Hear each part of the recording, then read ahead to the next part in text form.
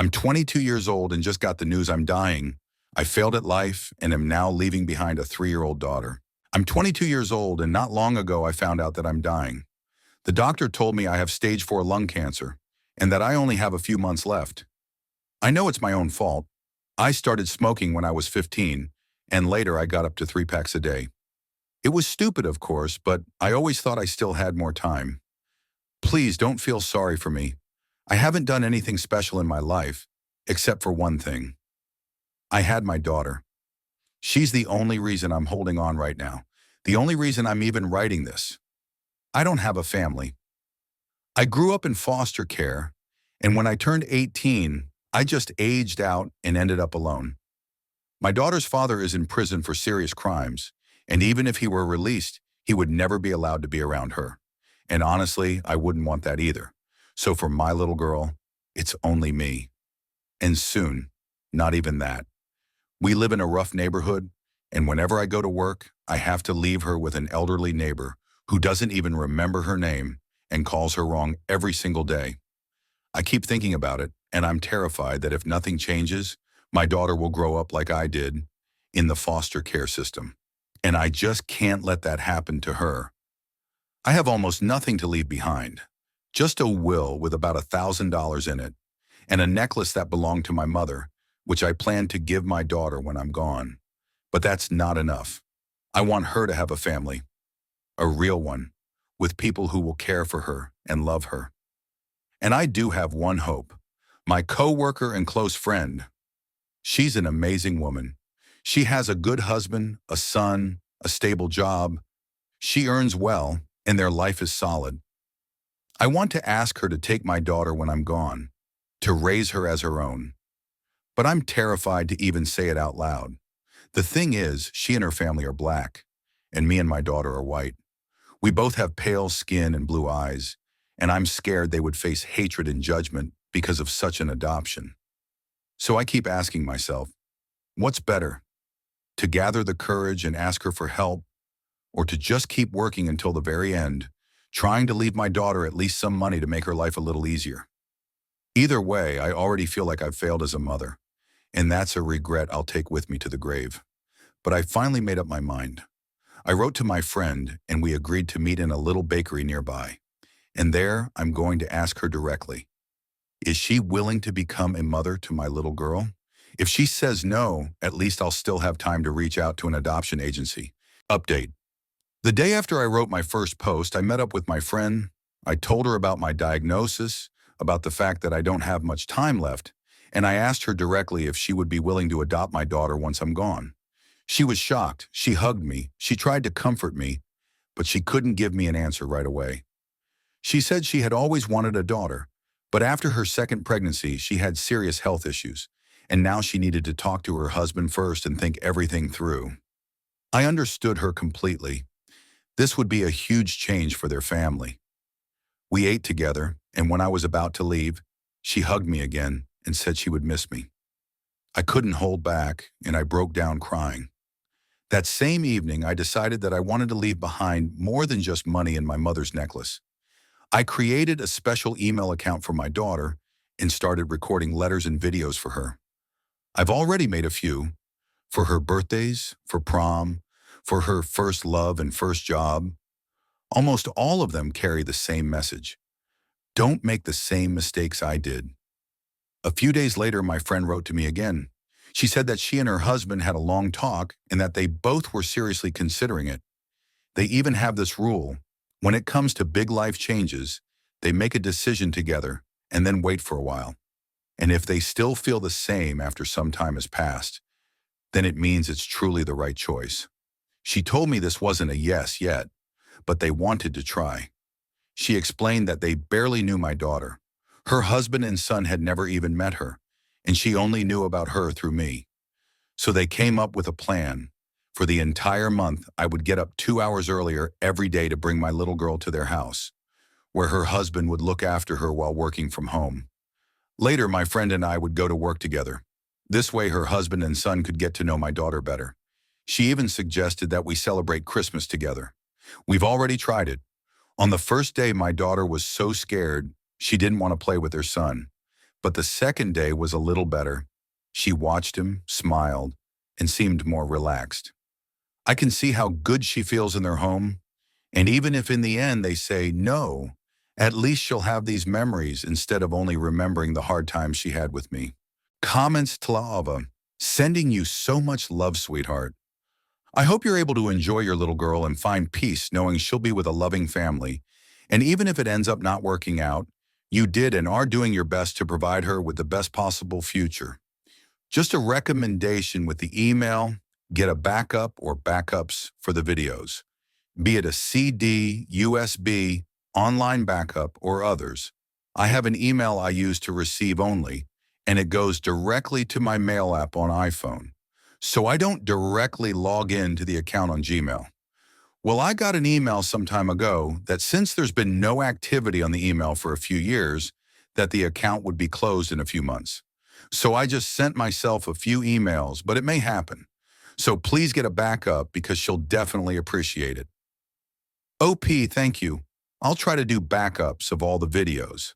I think if my friend says yes after all this, I'll tell her about the risk of the email being deleted so she can help keep it alive. Honestly, it scares me to think I could make all of these messages, and then they'd be gone before my daughter ever sees them. Dark Rhesus. I know I'm only an internet stranger, but as a mom, I'm proud of you. You don't have much, but everything you do have is focused on your baby girl, and that's exactly what makes a great mom. One thing I'll add to the email idea, if you can, grab a few sheets of paper or a small notebook and write down your favorite recipes, including all the little touches that make them yours. Give that to her because one day she'll be able to say, I made my mom's food. Also, write down little happy things you come across in the time you have left. Not in an email, but in your own handwriting because she'll treasure that for years to come. It will be a real, tangible link to you. Write down the places you like to go, your favorite color, your favorite music. Small pieces of you, so she'll have something to hold on to when life gets hard. You have all my love, OP. I was actually thinking of writing a letter for my little girl's 13th birthday. The only thing I have from my own mom is this necklace I've kept all my life. It has all these curls and loops with a beautiful, almost clear stone in the middle. I wanted to write a letter explaining that the necklace came from her grandmother and that when she's old enough, it will be hers. And I do have recipes she loves. That's an amazing idea. She loves my egg salad sandwiches, so that's definitely one recipe I'll write down for her. Thank you for that idea. Update after Christmas, I started feeling really sick. My whole chest hurt, like someone was pounding it with a hammer again and again, and I began coughing up blood. My friend panicked, worried that I might have caught an infection, because the doctors had warned me that even the smallest illness could be deadly now. We went to the doctor, and thankfully they didn't find anything new. It was just my symptoms getting worse. At that time, I was still working, so at least insurance covered part of the expenses. But soon something even worse happened. After that hospital visit, I was called into work and told that I was being let go. The manager said it was inappropriate to keep a dying employee, that my illness was slowing me down, and that it wasn't fair to my coworkers to carry the extra workload. They told me this way would be fairer. I knew I hadn't been performing like before since my diagnosis, but I never thought my coworkers were actually complaining to management. I felt ashamed, humiliated. I had just been hoping to make it to the end of the month so I could pay rent. I barely had enough money for rent, utilities, groceries, transport, and medicine, and now I had nothing at all. And that was the moment my friend and her husband told me they had made their decision. They would adopt my little girl. After weeks of trying things out, them watching her during the day, spending Christmas together, they said they were ready. I told them maybe it would be better if my daughter moved in with them right away, since without work I couldn't provide for us both anymore. But my friend surprised me and said, "Why don't you both move in with us?" Their house has several guest rooms, and I could choose whichever I wanted. I tried to refuse because it felt like they were already doing too much for us, but she explained that my being there would actually help them. While her husband worked from home, I could take care of my daughter, help them decorate her new room, tell them what she likes to eat, what makes her happy. We've already started working on the adoption paperwork. They even have their own family lawyer, and together we've been going over every detail to make sure everything will go smoothly. And in the meantime, I can see my daughter becoming more and more comfortable in their home. And Christmas with them, it was probably the best Christmas we ever had. They didn't just have one tree, they had five, all decorated differently in every room. I had never seen a house so beautifully set up for the holidays.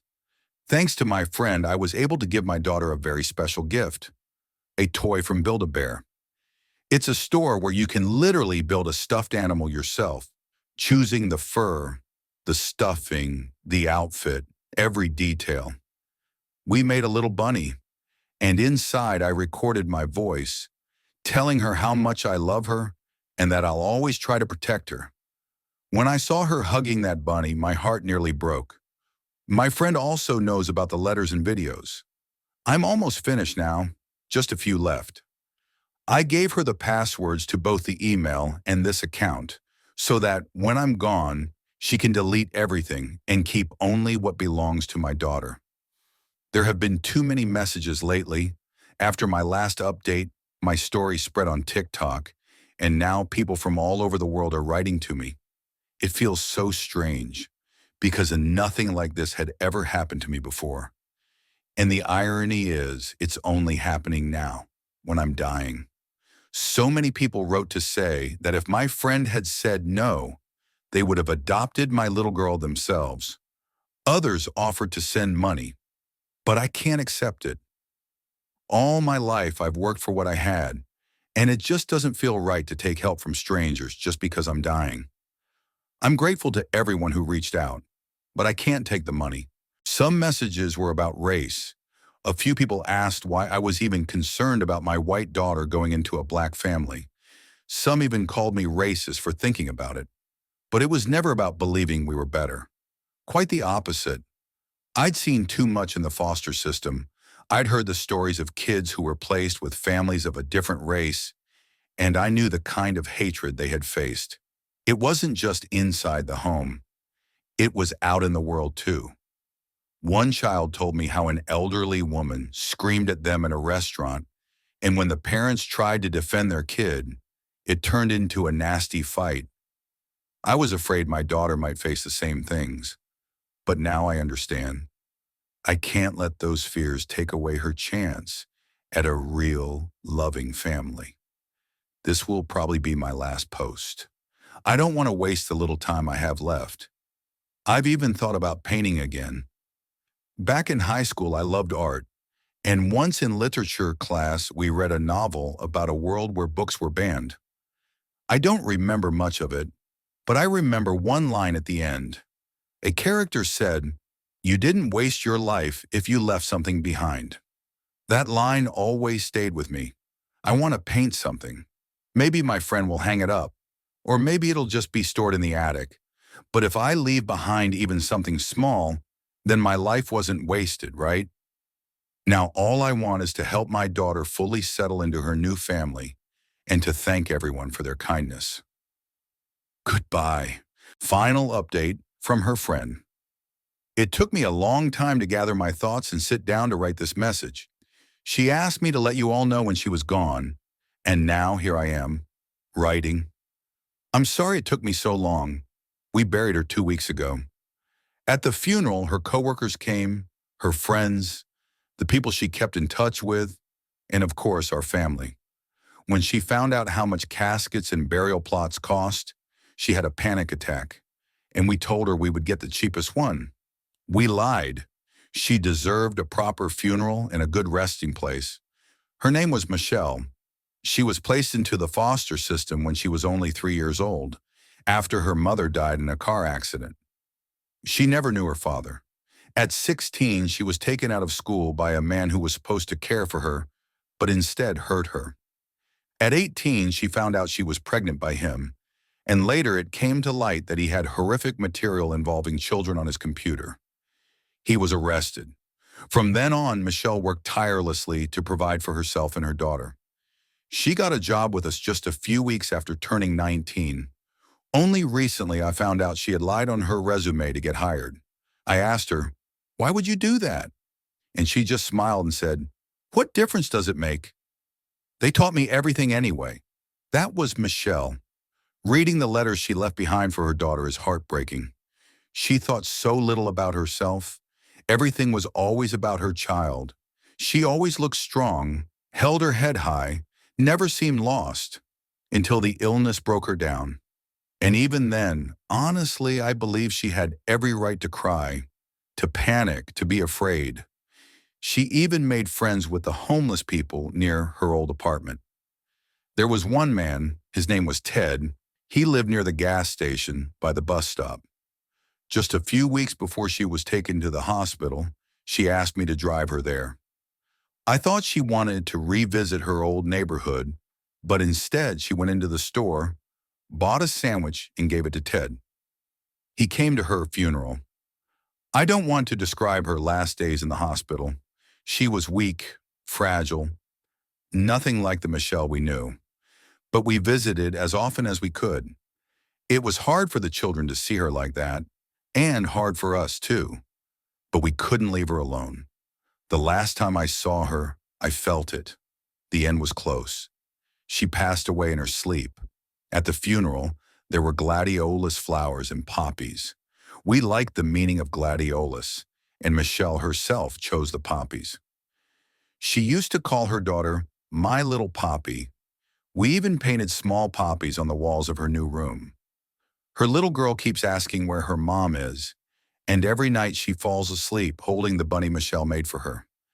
Michelle never finished the painting she started, but maybe that's what makes it even more special. We will keep it and hang it in her daughter's room when she's older. All the letters and recipes Michelle managed to write down, we are keeping them safe. Her daughter will get the first letter on her 4th birthday. We'll give them to her gradually as she grows older. We've also arranged survivor's benefits for her, and all of that money will go into her account to pay for college and help her start her adult life. In a few weeks, I'll delete this account, just like Michelle asked me to. But I want you all to know this. My husband and I have promised to raise her daughter as our own and to love her just as deeply as Michelle did. Thank you to everyone for your kind words, for your support, and for being here. And so, this story has come to an end. It's a heavy and deeply tragic one, and every time you read confessions like this, it's hard to hold back the emotions. It's heartbreaking to think of everything this young mother went through and how little support she had in her life. Sadly, this is reality, and stories like this happen far more often than we'd like to imagine. I believe her friend is an incredible person. She took on an enormous responsibility, something not many friends would ever agree to, and by doing so, she saved a little girl's life. People like her truly deserve our gratitude and respect. But what do you think? Share your thoughts in the comments. We'd love to read them.